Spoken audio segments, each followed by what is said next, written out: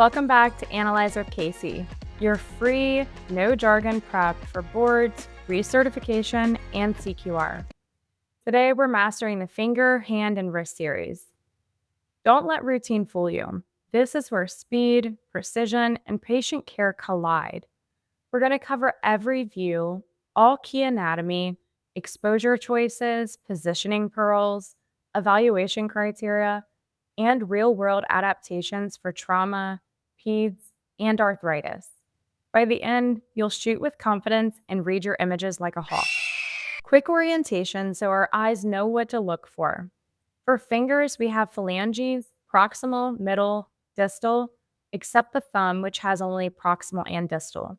For the hand, we step back to the metacarpals 1 through 5, with the heads forming the knuckles, bases articulating with the carpals.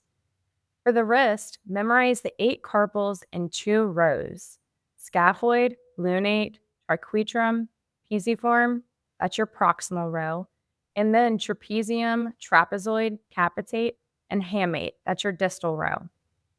The famous mnemonic is, some lovers try positions they can't handle.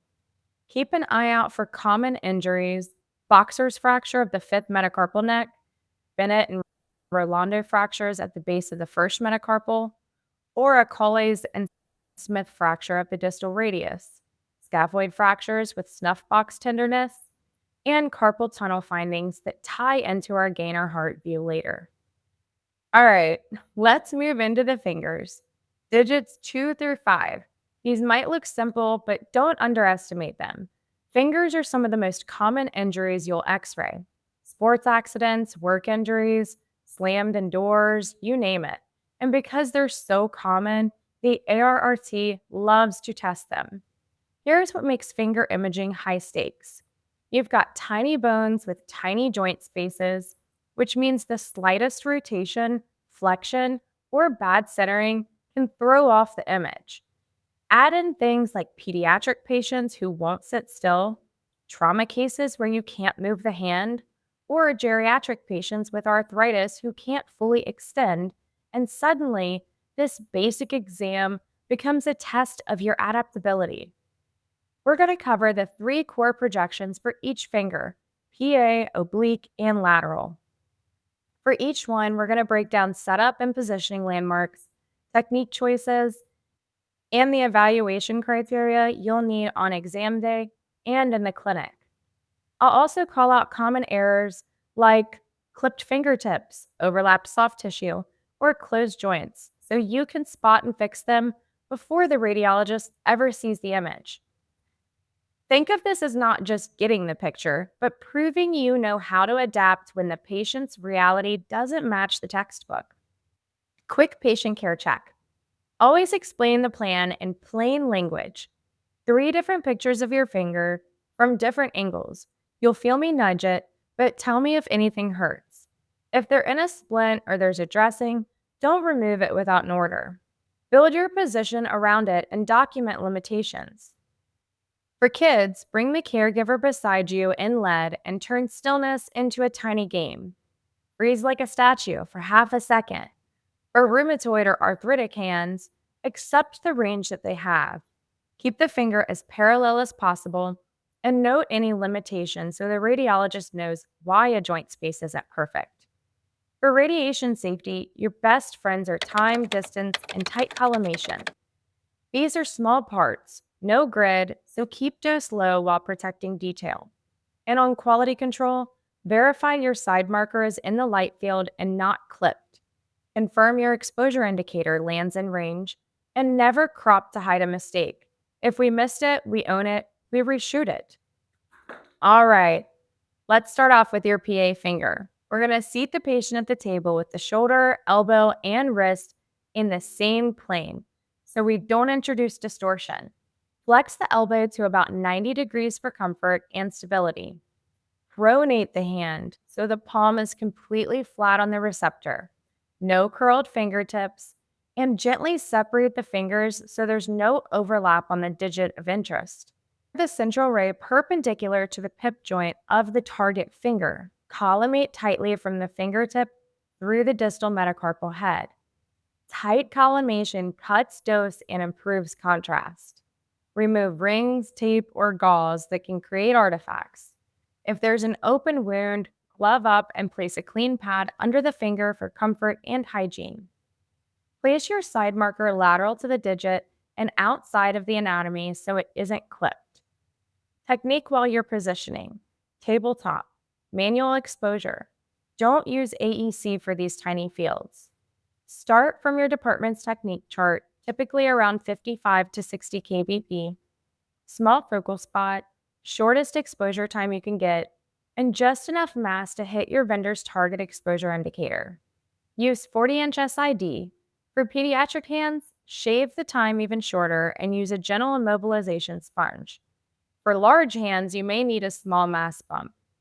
If there's a fiberglass or dry plaster finger splint, expect a modest increase. Document what you did. On a quality PA finger, you'll see the entire digit through the distal metacarpal. Shaft concavity is equal on both sides, telling you there's no rotation. IP and MCP joints should look open. If the finger was truly flat to the receptor, IP and MCP joints should look open if the finger was truly flat to the receptor. Detail should be crisp, fine trabeculae without quantum model, and soft tissue margins clean. If one cortex looks more concave than the other, you rotated. If the fingertip is cut off, you cropped too tight. Open the field of hair and try again. If joints look closed, the finger was flexed, or the pip wasn't centered, reflatten the finger or recenter the CR. If the image looks grainy, that's underexposure. Add a touch of mass or confirm you actually hit the detector with tight collimation. Roll into a true 45-degree oblique. Here's the rotation nuance that saves you time. For digits 2 and 3, rotate medially toward the thumb, so the digit is closer to the IR and OID stays low. For digits 4 and 5, rotate laterally toward the little finger. Keep the finger fully extended and parallel to the receptor. Use a small sponge under the proximal phalanx if the fingertip wants to droop. Center the CR right to the pip joint of the target digit. Collimate the fingertip through the distal metacarpal head. Check the adjacent fingers are fanned away so their soft tissue doesn't ride over your target. Technique notes as you lock it in. Same manual tabletop approach as PA. Stick near the 55 to 60 kVp with a small focal spot. Keep exposure short. Motion blur is the silent killer on tiny phalanges. The tighter you collimate, the less scatter and the better your contrast. So crop like a pro, but never electronically crop the hide anatomy after the fact. Fix it at the tube. In a proper oblique, you'll see asymmetric shaft concavity, more concavity on the downside, and no soft tissue overlap from the neighboring digit. Joints should appear open, and you still include the fingertip through the distal metacarpal. If your finger looks almost lateral, you over-rotated. If it still reads like a PA, symmetric cortices, you're under-rotated. If the soft tissue of the next finger is spilling into your field, fan them away another millimeter or use a thin lead blocker just outside the light to help the collimator's edge do its job. All right, let's move on to the lateral. Pick the lateral that minimizes OID so detail stays tack sharp. For digits 2 and 3, go mediolateral, thumb side down. For digits 4 and 5, go lateromedial, pinky side down. Build the position with sponges so the target digit is perfectly lateral and the other fingers are fanned out of the way. Don't let them superimpose your proximal or middle phalanx. Keep the fingers straight and parallel to the IR. If the dip wants to flex, add the tiniest sponge at the fingertip. Center the CR to the pip joint. This is your highest resolution view, so commit to the small focal spot and the shortest exposure time you can get at roughly 55 to 60 kVp. If you're chasing a foreign body or a tiny avulsion, consider a slight mass bump to give yourself a healthier signal-to-noise ratio, but still aim for your EI target. Keep collimation tight to the digit. It reduces scatter and sharpens the look of soft tissue. A true lateral shows superimposed phalangeal cortices and the fingernail in clean profile. IP joints should look open because the finger stayed parallel to the IR, and soft tissue margins should be crisp without stair stepping. If you see double cortical lines, that's rotation. Nudge the fingertip forward or back a millimeter. If joints are closed, the finger flexed, or you drifted off the pip with the CR. If you're evaluating a tuft fracture or a suspected foreign body, zoom your eyes to the soft tissue margin and nail bed. A whisper of motion will smear it, so if it looks soft, shorten time and try again. Now let's shift focus to the thumb digit. This one gets special attention because unlike the other fingers, we don't do a standard PA. Instead, we capture it in AP, oblique and lateral, making sure we include the entire thumb through the trapezium. Why? Because injuries like the Bennett's fracture and Rolando's fracture happen right at the base of the first metacarpal. And if you don't include the trapezium, you'll miss critical pathology. Patients often come in with pain, swelling, or even splints around the thumb, so positioning can be tricky. Always communicate what you're doing, support the thumb with sponges when needed, and never force range of motion. From an exposure standpoint, remember, this is a small extremity.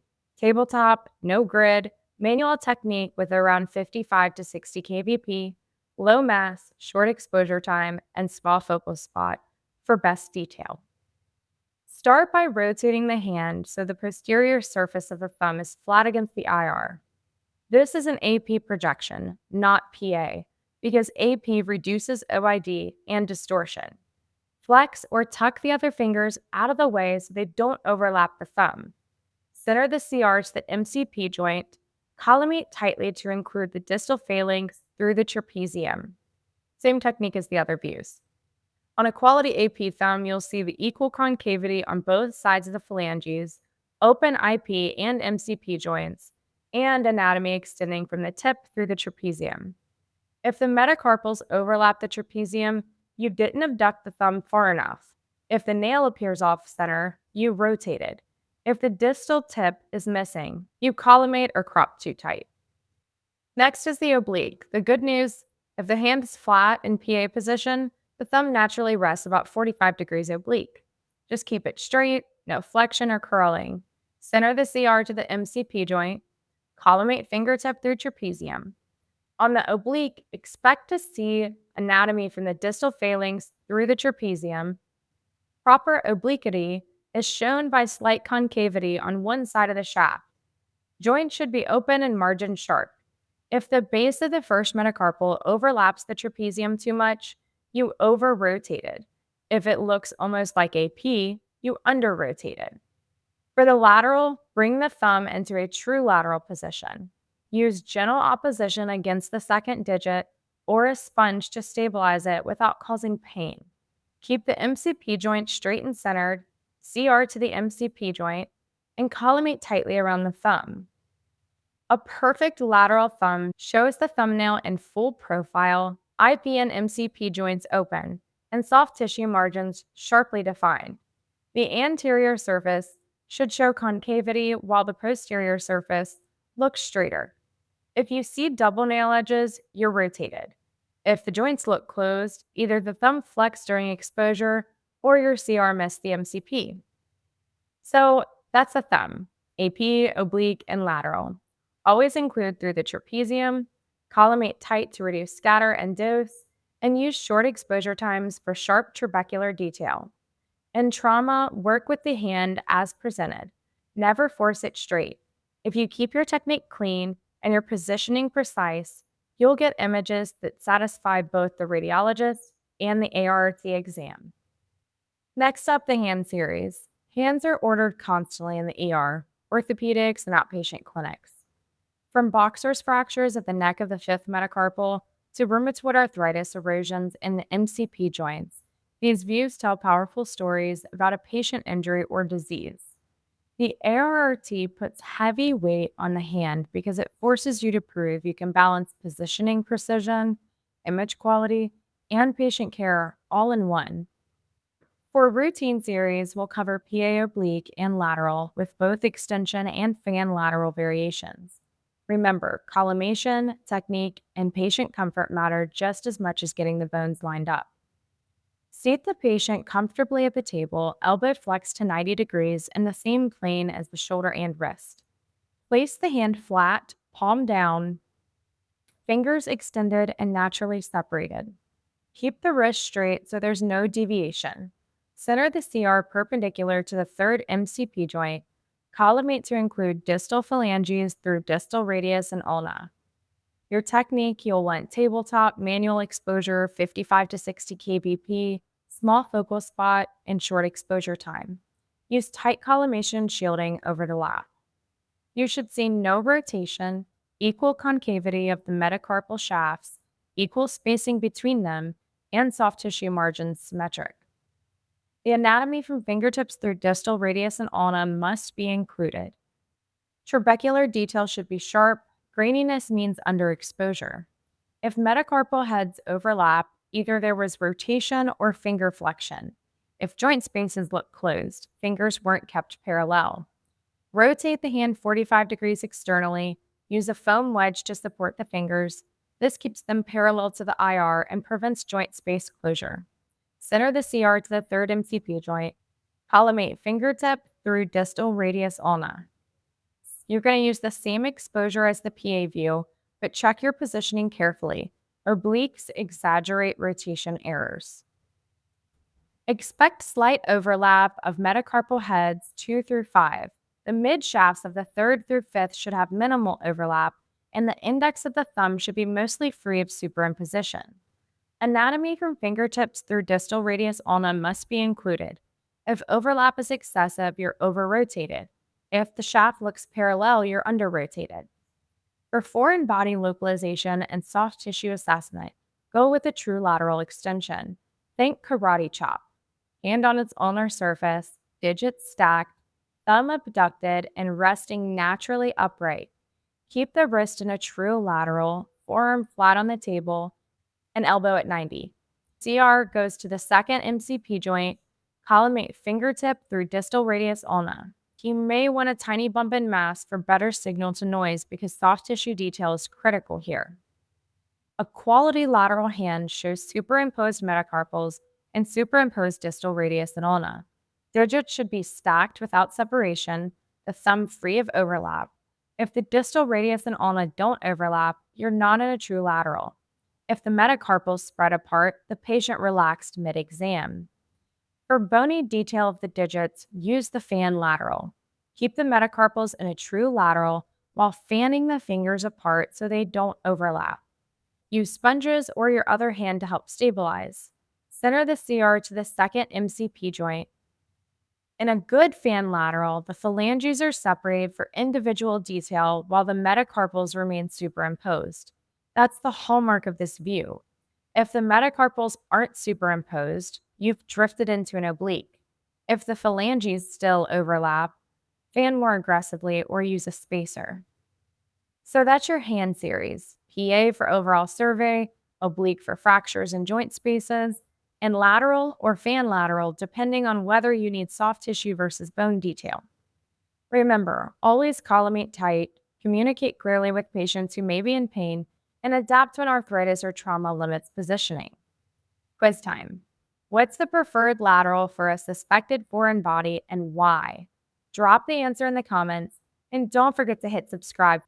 Now, let's move on to the wrist series. This set of views is one of the most important in trauma imaging. Whether it's a teenager who fell off a skateboard, an older adult with a suspected Colles fracture, or someone with chronic numbness in their fingers being evaluated for carpal tunnel, wrist x-rays are a core skill for every tech. For the ARRT, wrists fall squarely under extremity procedures. That means you need to master setup, positioning, technique, evaluation, adaptation, and radiation safety. And clinically, you need to be able to answer the radiologist's biggest questions. Is the fracture displaced? Is the scaphoid intact? Do we see signs of carpal tunnel syndrome? We'll cover the 6 major projections: PA, oblique, lateral, PA, and ulnar deviation, PA axial suture, and tangential carpal canal, the gainer heart view. Each one has its own purpose, quirks, and error traps. Let's break them down. Seat the patient at the table, elbow flex 90 degrees, shoulder and wrist on the same plane. Place the hand palm down with fingers relaxed. Don't let them hyperextend because that lifts the carpals and it increases OID. Some techs curl the fingers slightly to get the proximal carpals closer to the IR, which is fine. Center the CR perpendicular to the mid-carpal area just distal to the radius and ulna. Collimate to include distal radius ulna through mid-metacarpals. Your technique is tabletop manual exposure. Start with 60 to 65 kVp, low mass, small focal spot, 40-inch SID, and the shortest exposure time possible. You'll see the distal radius and ulna, proximal metacarpals, and all the carpal bones with minimal rotation. Equal concavity of the radial and ulnar borders confirms a true lateral. If the ulna looks foreshortened and the radius looks wide, the wrist was rotated. From PA, rotate the wrist 45 degrees externally, laterally. Keep the elbow at 90 degrees and shoulder, elbow, and wrist in one plane to prevent distortion. Center the CR to the mid-carpals. Collimate fingertip through distal radius and ulna. We're going to use the same exposure as the PA. Watch rotation. This is the most common error. On a good oblique, the trapezium and scaphoid open up and the trapezio-trapezoid joint space is better demonstrated. Only slight overlap of other carpals is acceptable. If the carpals still look stacked, you under-rotated. If the pisiform floats way off into the triquetrum, you over-rotated. Bring the wrist into a true lateral with the thumb up. The forearm should be aligned so the radius and ulna stack neatly. Ask the patient to relax the shoulder to avoid tension pulling the arm. CR to the mid-carpals, collimate fingertip through distal radius ulna. You may need a small increase in mass for soft tissue detail, especially if evaluating for foreign bodies. Look for superimposed distal radius and ulna, superimposed metacarpals, and sharp carpal outlines. This is the go-to view for evaluating Colles and Smith fractures. If the radius and ulna aren't overlapping, you're oblique. Start from PA. Ask the patient to deviate the hand towards the ulna. This action stretches the scaphoid and projects it free of superimposition. Many protocols also angle the CR 10 to 15 degrees proximally toward the elbow to further elongate the scaphoid. Center to the scaphoid, which is in the anatomic snuff box. Collimate to the scaphoid region. We're going to use the same technique as PA. Keep exposure tight. Overexposure will wash out fine fracture lines.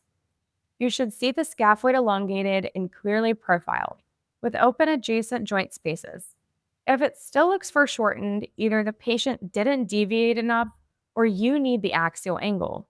This is the classic view for suspected scaphoid fracture after a fall on an outstretched hand. You have two options. We can place the wrist on a 20-degree foam wedge while keeping the CR perpendicular, or we can angle the CR 20 degrees towards the elbow if no wedge is available. Both methods project the scaphoid free. Center to the scaphoid and collimate tightly. You should see the scaphoid without foreshortening, with clean cortical margins and open adjacent joint spaces. If it still appears short and stout, you either miss the wedge or angle. This is your carpal tunnel view. Extend the wrist into as much hyperextension as the patient can tolerate and gently pull the fingers back with a strap or assistance help. Keep the metacarpals aligned and avoid radial or ulnar deviation. Angle the CR 25 to 30 degrees towards the palm, entering about 1 inch distal to the base of the third metacarpal. Communicate clearly. This can be uncomfortable. Stop if the patient reports pain, recent surgery, or has splints. Document any limitation. You're going to use a similar KVP, but watch for motion blur. Short exposure is the key here. All right, you should see the carpal tunnel space profiled, the pisiform free of superimposition, and the hook of the hamate standing out. This is the view for suspected carpal tunnel syndrome or hamulus pathology. If the pisiform is still overlying the scaphoid, the wrist wasn't extended enough, or the CR angle was off. So that's the complete wrist series: PA, oblique, lateral, PA with ulnar deviation, PA axial stretcher, and the gainer heart. Each one tells us something different: overall survey, carpal relationship, fracture alignment, scaphoid evaluation, or carpal tunnel detail. Let's tie exposure and physics to what you see. Mass controls receptor exposure. KVP influences contrast and penetration. Too little signal leaves quantum model, especially in the distal phalanges. Motion ruins everything. Short times and good support are your friends. OID creeps up if you hover the hand. Keep parts flat to minimize magnification and keep SID at 40 inches. With DR, watch your exposure indicator and SNR targets. Don't fix underexposure with heavy post-processing. That hides noise but doesn't restore detail. Use proper markers, never electronic flips to fix laterality, and never crop to hide anatomy. On the equipment side, small parts are tabletop without AEC. Keep your detector clean and your sponges disinfected. Plate artifacts and dirt show up brutally on small field work. If your site tracks dose or EI per exam, document per policy. For trauma, image in the position found when possible and add projections that answer the clinical question. If there's a splint or soft cast, don't remove it. Build your technique accordingly. For painful thumbs with suspected Bennett fracture, get your AP and true lateral cleanly, even if that means extra support time, because rotation hides the fragment. For pediatrics, coach with warmth. Show the position on yourself first, use a counting game for stillness, and keep caregivers in lead with hands away from the beam. For geriatrics or rheumatoid arthritis, fingers may not fully extend. Meet the patient where they are and note limitations in your impression so that the radiologist knows why a joint isn't perfectly open. All right, pop quiz number 1. On which view do we typically angle the CR 25 to 30 degrees towards the hand to open the carpal tunnel? Drop the answer in the comments. Pop quiz number 2. The scaphoid still looks foreshortened on your ulnar deviation. What 2 adjustments can you try next? Tell me both. And for my overachievers, name the classic fracture best evaluated on a true lateral wrist after a fall on an outstretched hand. If this helped, like the video so other techs can find it, subscribe for weekly CQR-aligned episodes, and share it with your cohort or your clinic. In the description, you'll find the full slide list and timestamps so you can jump straight to the view you need during a busy shift. Thanks for listening. See you in the next one.